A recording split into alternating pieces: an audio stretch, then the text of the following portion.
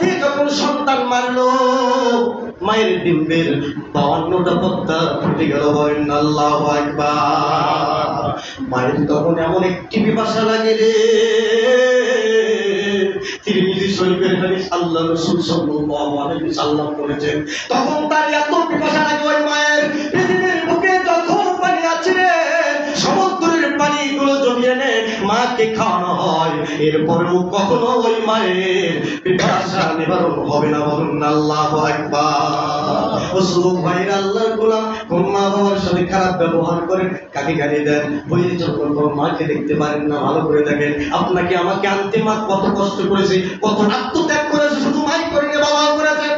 এক নম্বর লাথি মারার কারণে 52টা পর্দা ফেটে গেল। বাজারে আমার 2 নম্বর লাথি যখন মারে, জড় শক্তির পর্দা ফেটে গেল। মাত্র 1.5 মিনিট রক্ত ঝরছে। কয় মিনিট বলুন? 1.5 মিনিট রক্ত ঝরার কারণে ডাক্তাররা বলেন, বিজ্ঞানীরা বলে 2 থেকে 3 পাউন্ড রক্ত। কয় পাউন্ড বলুন? 3 পাউন্ড রক্ত।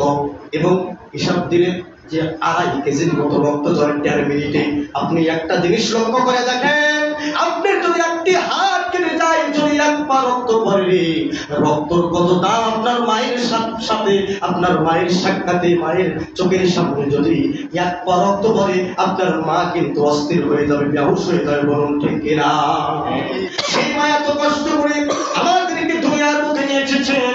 3 নম্বর যে লাথি মারে, 3 নম্বর লাথি মারে, ডাক্তার বললেন 3 নম্বর লাথিটা এত জোরে পায়ের বুড়া লোকতে এত জোরে পড়ে যায়, লাথি মারে রে।